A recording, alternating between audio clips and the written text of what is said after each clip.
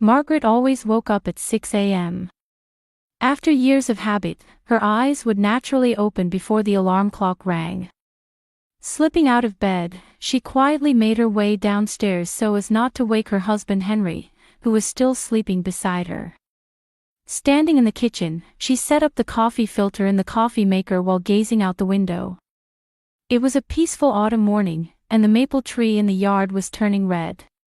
"Another beautiful day," she murmured softly to herself, enjoying the aroma of coffee spreading throughout the house. This quiet morning time was the most precious part of Margaret's day. A time when no one would disturb her, when she could organize her thoughts and consider what the day ahead would bring. She picked up her coffee cup and took the first sip. The rich, full-bodied flavor completely chased away her sleepiness. She heard light footsteps racing down the stairs. Margaret's face naturally softened. "Good morning, Grandma," came an energetic voice, and her 7-year-old grandson Nathan appeared in the kitchen. His hair was sticking up adorably from bed head. "Good morning, Nathan. Did you sleep well?" Margaret asked, gently stroking her grandson's head. "Aha! I had the weirdest dream. I dreamed I went to school with dinosaurs," Nathan said, his eyes sparkling as he spoke. "My, that sounds like fun. What would you like to eat today?" "Pancakes," he answered immediately, and seeing her grandson's response, Margaret felt her heart warm. When she saw this child smile, all her fatigue just melted away. Before long, her daughter Rebecca came downstairs too. She had been living at home with her son Nathan since her divorce 3 years ago. "Mom, thank you for everything," her daughter said gratefully, and Margaret smiled in response. "What are you talking about? We're family. Having you both here with us is our greatest happiness." Rebecca's eyes moistened slightly. During the divorce, she had been disappointed with her life, but now she had regained her brightness. It was probably because she had such a wonderful son in Nathan. Henry came downstairs with his newspaper in hand.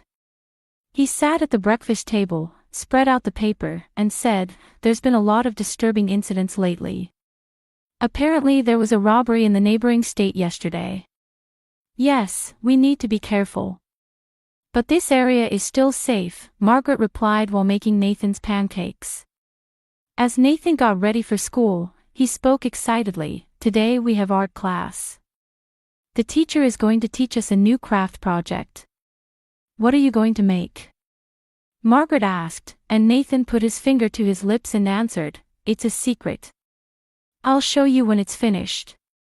These innocent exchanges were Margaret's greatest treasure.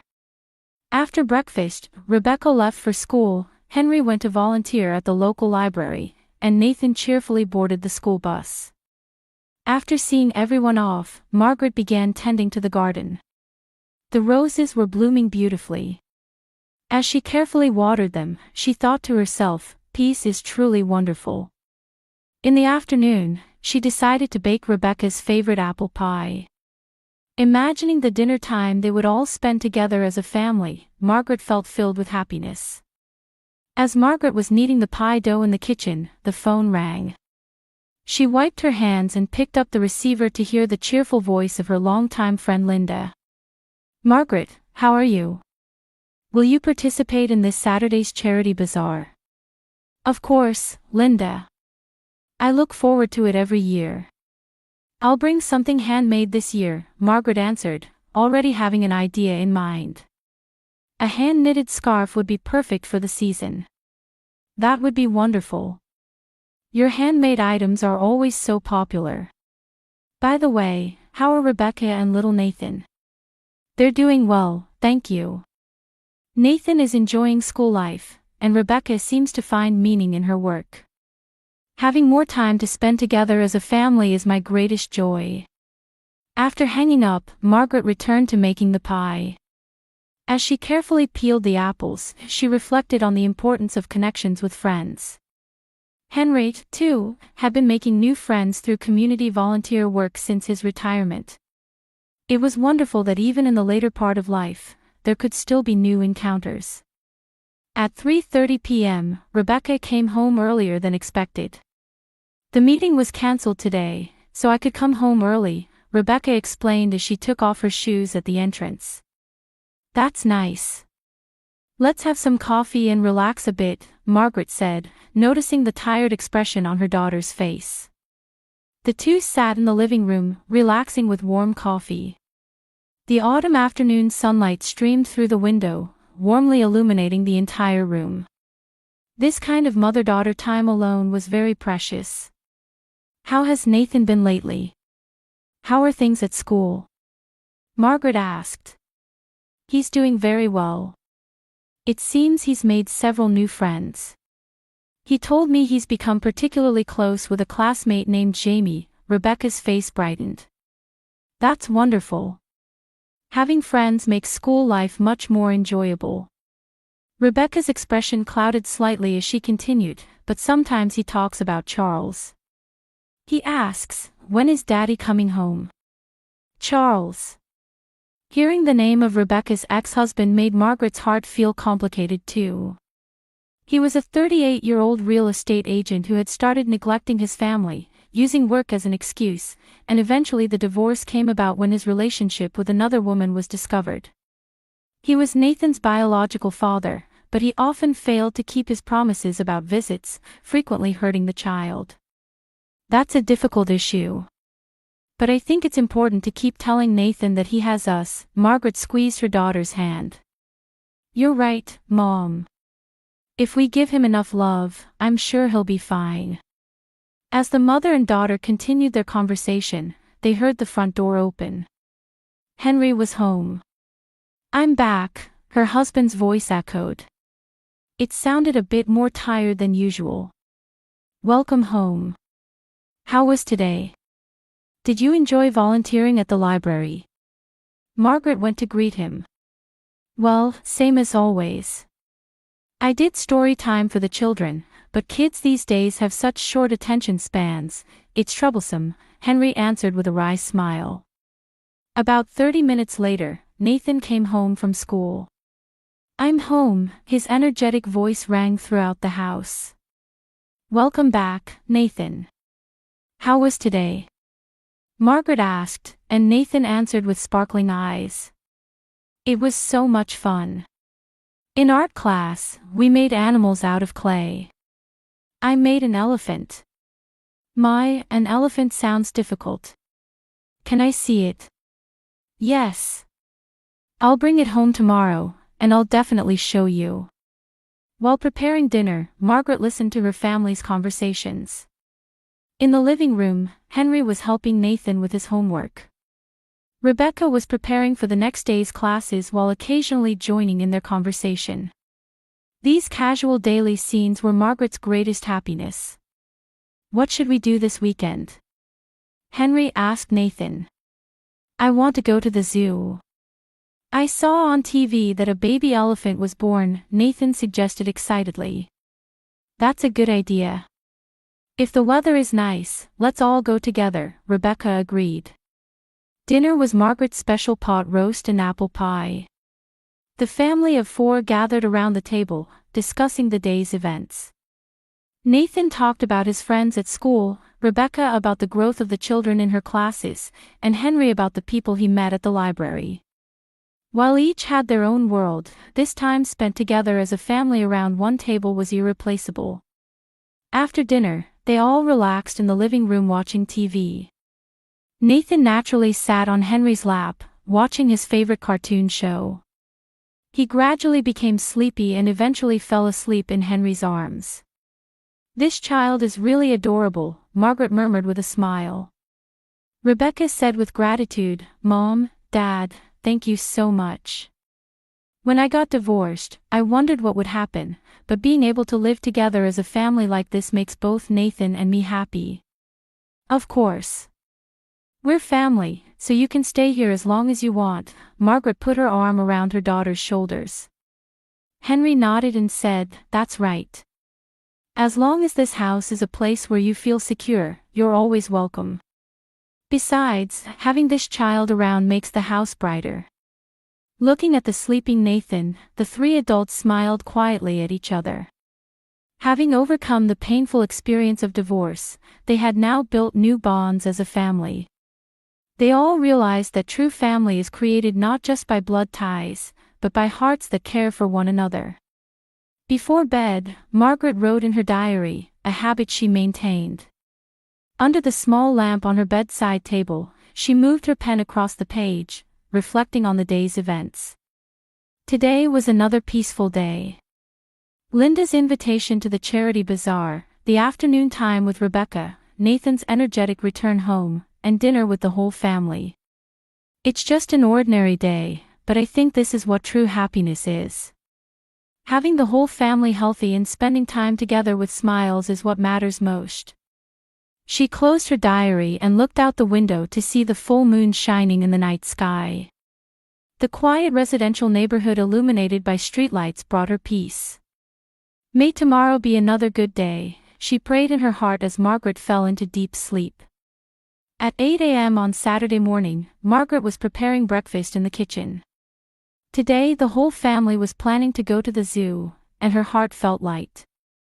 She was excited about seeing the baby elephant that Nathan had been looking forward to, and she was enthusiastically making special sandwiches. The doorbell rang. Who could it be so early in the morning? Margaret wiped her hands and headed to the front door. Yes, who is it? She called out as she opened the door, only to be met with an unbelievable sight. It was Nathan. But it wasn't her usual energetic grandson. His school uniform was stained bright red with blood, and his face was deathly pale. Blood was dripping from his forehead, and his body was covered with scrapes and bruises. His right arm was bent at an unnatural angle, clearly injured. Nathan! Margaret's scream broke the morning silence. It was loud enough for the neighbors to hear, but she didn't care about that. Nathan was staggering toward Margaret. His steps were unsteady, and he looked like he might collapse at any moment. She could see his small body trembling. "Grandma, please, help me."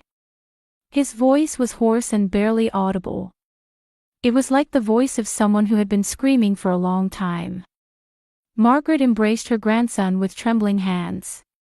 At that moment, she felt how cold Nathan's body was. It was as cold as ice, with no sense of life. It's okay, Grandma is here." However, Nathan was trying to take something out of his pocket with shaking hands. It was a small smartphone. The screen was cracked but still seemed usable. It was too new a model for a child to have, and Margaret momentarily wondered whose it was. "Look at this, please." Nathan's hand grabbed Margaret's hand. That hand was ice-cold and shaking violently. Seeing the blood on his small fingers made Margaret's heart pound. "Nathan, let's treat your injuries first." "You're badly hurt," Margaret tried desperately to stay calm. "No. Look at this first." Nathan's eyes held a serious light she had never seen before. They weren't the eyes of a 7-year-old child. They were the eyes of someone who had seen something terrible. Margaret reluctantly took the trembling smartphone. The screen showed a single video file. "Watch this, you'll understand everything." Nathan's consciousness seemed to be becoming hazy. It looked painful for him to keep his eyes open. Margaret's fingers were shaking, making it difficult to operate properly. No matter how many times she tapped, there was no response. When the video finally began to play, she heard Henry's voice behind her. "Margaret, who's here?" She could hear footsteps coming down the stairs. "Henry, call an ambulance. Nathan is injured," Margaret shouted. However, as the smartphone screen lit up and the video began to play, Margaret gasped. What was shown there were the events of last night. The location was inside a warehouse-like building in the city. Under dim lighting, two men were talking. One was Rebecca's ex-husband, Charles.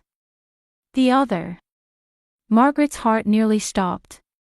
It was Henry. Her own husband was having a secret meeting with Charles. This can't be true, Margaret murmured. But the video continued. The audio was audible too.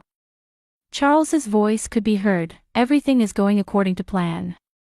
We'll make the final transfer next Tuesday. That will move all $5 million to the overseas account.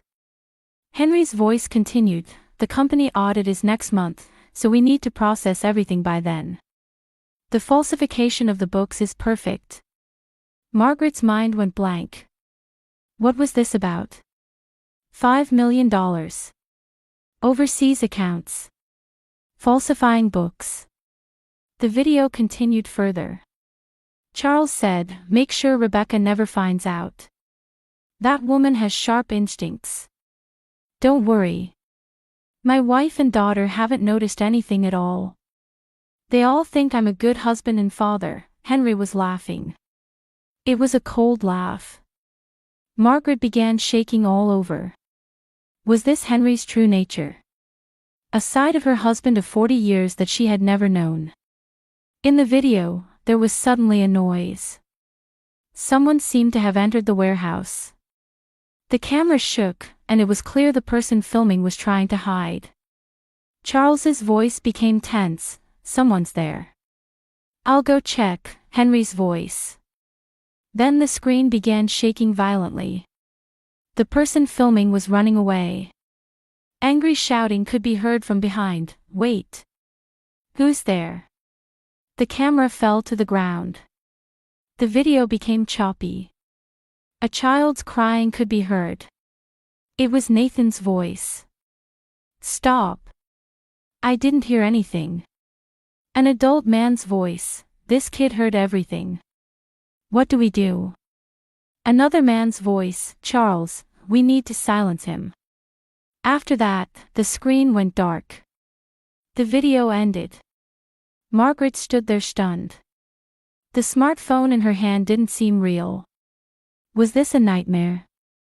Nathan said in a weak voice, "Grandma. I'm sorry, but I wanted you to know that Daddy and Grandpa were doing bad things. Don't apologize." Margaret's voice was also shaking. You didn't do anything wrong. Behind her, Henry's voice came, "Margaret, I called the ambulance." What happened to Nathan? Margaret turned around. There was her husband with his usual worried expression. But she could no longer believe that expression. Who was this person? Who had she been living with for 40 years? Henry. Margaret called her husband's name. That voice was no longer a wife's voice. Rebecca also came running down the stairs. Nathan. What happened? Her daughter embraced her son. Mommy. Nathan showed a relieved expression in his mother's arms. The ambulance siren could be heard in the distance. Margaret trembled as she held Nathan tightly. It's okay, I'll protect you. I'll definitely protect you. But in her heart, intense confusion continued. In the ambulance, Nathan began speaking in fragments. While the medical staff treated his injuries and gently said, "You don't have to force yourself to talk," Nathan continued in a shaking voice. Last night. I saw it. His small voice echoed in the ambulance. Margaret held her grandson's hand and listened carefully. Mommy was working late, so Grandpa said he'd come pick me up, but he took me to a different place. Margaret's heart pounded violently. Henry went to pick up Nathan. She hadn't heard anything about that. Daddy was there, with Grandpa, talking about bad things. Tears welled up in Nathan's eyes. When they arrived at the hospital, the doctor's examination began immediately. A broken right arm, multiple bruises, mild concussion. Fortunately, his life wasn't in danger, but it was clear he had been severely assaulted. Soon after, 2 police officers arrived. An older detective spoke to Margaret in a gentle tone. Mrs. Morrison, right? We'd like to examine the video on the smartphone we confiscated from your grandson. Margaret handed over the smartphone with trembling hands. Please, reveal the truth. While the police officer was checking the video, Rebecca and Henry rushed to the hospital. Rebecca tearfully embraced her son, and Henry worriedly asked about the situation. However, Margaret could now see through that act. Nathan. Are you okay? What happened? Rebecca's love as a mother was genuine. The police officer approached Henry. You're Henry Morrison. Yes, what is it? Tension appeared on Henry's face. We found significant evidence concerning you. Could you accompany us to the station? At that moment, Henry's face went pale. It wasn't the expression of the husband she had known for 40 years. It was like a mask had fallen off, revealing a cold, calculating expression. There must be some mistake. I haven't done anything. We'd like to ask you about your relationship with Charles Benson. Rebecca turned around in surprise. Charles. My ex-husband. Dad, what relationship do you have with Charles? At the police station, the full extent of the video was revealed. Margaret and Rebecca waited in a separate room, but the content explained by the police officer was beyond imagination. Henry had been embezzling funds from client companies at the accounting firm where he had worked for many years. His method was sophisticated. He would extract small amounts from multiple companies and falsify the books to prevent detection. However, this wasn't a solo crime. Charles was his accomplice. Working as a real estate agent, he created fictitious real estate transactions and made the embezzled funds appear as legitimate transactions while transferring them to overseas accounts. Their criminal activity had begun 3 years ago, and the total amount exceeded $5 million. I can't believe it. Rebecca murmured. Dad, and Charles. Even more shocking facts were revealed. Nathan's injuries weren't from an accidental mishap. Last night, while Henry was going to pick up Nathan, he stopped at the warehouse for a final meeting with Charles. Nathan was supposed to wait in the car, but out of curiosity, he entered the building and overheard their conversation. Making a quick decision, he started recording with the smartphone he had. Even as a child, he must have sensed that something bad was happening, the police officer explained. However, they discovered him. Charles tried to take the smartphone from Nathan to destroy the evidence, but Nathan cleverly hid the recorded file elsewhere and left a dummy file on the smartphone. Charles Benson was primarily responsible for the assault to silence him. Henry claims he tried to stop him, but why did Nathan come to our house? Where is Charles now? Margaret asked. Charles is currently on the run. Nathan must have desperately escaped and came to you, the people he trusted most. He apparently walked nearly 5 kilometers in the middle of the night and hid until morning.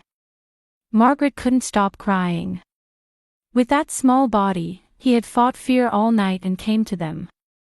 In the interrogation room, Henry was confessing everything. At first it was small amounts. I was anxious about life after retirement. When I consulted Charles, he said, there's a way no one will find out. Didn't you think about your family? The detective pressed. Family. Henry gave a bitter smile. My wife thought I was a good husband. My daughter believed I was an upstanding father. But the real me isn't that kind of person. Money was more important. Hearing those words, Margaret realized that their 40-year marriage had been an illusion. She had loved an ideal husband who didn't exist. A few days later, Charles was arrested in the neighboring state. He had attempted a bank robbery to obtain escape funds and was caught in the act. He would be prosecuted for assault against Nathan and as an accomplice in the embezzlement. The facts revealed in court further devastated the family. Of the embezzled $5 million, $3 million had already been spent on their personal indulgences. Henry had purchased luxury cars and golf club memberships, while Charles had spent money on trips with his mistress and luxury goods. Dad's new golf clubs and the car he recently bought, it was all stolen money, Rebecca said in a trembling voice. Margaret was also remembering. Henry had recently often said his investments were successful and given her expensive presents. All of that had been stolen money too. On the day of sentencing, Henry was given 15 years in prison. Charles, with the additional assault charges, received a 20-year sentence. As they left the courtroom, Henry looked at Margaret. His eyes no longer held their former warmth. "Margaret. I'm sorry." However, Margaret didn't respond. No matter what he said now, it wouldn't touch her heart. The love and trust of 40 years had been completely reduced to ashes. Part of the embezzled funds was recovered, but most had already been lost. Margaret and her family had to sell their house and move to a small apartment. "I'm sorry, Mom. Because of Dad." Rebecca apologized. "Don't apologize. We're family. Real family is connected by bonds of the heart, not money." 6 months had passed, but their new life in the small 2-bedroom apartment was certainly not easy. However, Margaret strangely noticed that her heart felt lighter than before. "Grandma, welcome home," Nathan greeted her with a bright voice when he came home from school. The scars on his arm were still visible, but children's resilience is wonderful, and now he was running around energetically. Margaret had started working part-time at a neighborhood supermarket. Living on her pension alone was difficult for the three of them, so she needed to work. However, conversations with customers and interactions with colleagues were adding color to her new life. "How was today?" Rebecca asked while preparing dinner. Her daughter had also increased her after-school tutoring work to help support the household. "It was a very good day. A new customer asked me to teach her my homemade cookie recipe," Margaret smiled. Gathered around the small dining table, the three ate dinner together. Compared to meals in their previous large house, it was incomparably modest, but the conversation was lively. The time spent talking about each other's daily events and laughing together was an irreplaceable treasure. "Grandma," Nathan said with a serious expression, "when I grow up, I want to be a police officer." "Why?" Margaret asked gently. "Because I want to protect important people from bad people. I want to protect truly kind people like Grandma and Mommy." Tears welled up in Margaret's eyes. From that terrible experience, this child had learned something so wonderful. "That's a wonderful dream, Nathan. Grandma will support you whatever path you choose." Rebecca also looked at her son with pride.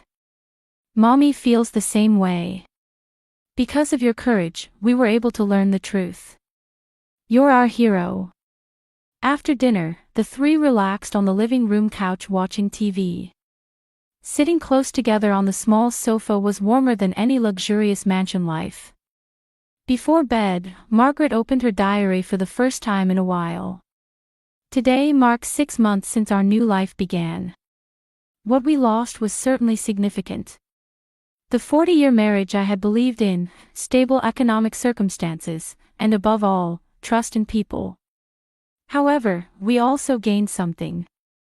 We were able to understand the true meaning of family. It's not blood ties, money, or a big house that makes a family. It's hearts that care for each other, support each other in times of trouble, and share the truth. Only now, at this age, do I truly understand that this is what real family is." Looking out the window, she could see the quiet residential neighborhood illuminated by streetlights. It was different from the upscale neighborhood they used to live in, but warm people lived here too. When the neighbors learned of Margaret's situation, they quietly extended helping hands. Nathan's courage taught us what's truly important. The most valuable things in life aren't money or status.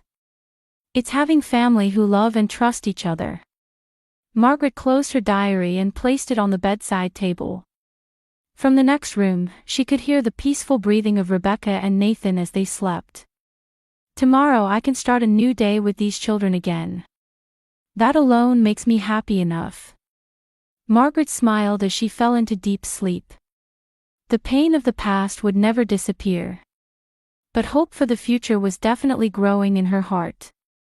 Now that she knew what real family was, she could overcome any difficulty. If the three of them worked together, they could surely build a bright future. Her beloved grandson's courage, her daughter's strength, and her own new discoveries. These were the beginning of a new chapter in Margaret's life.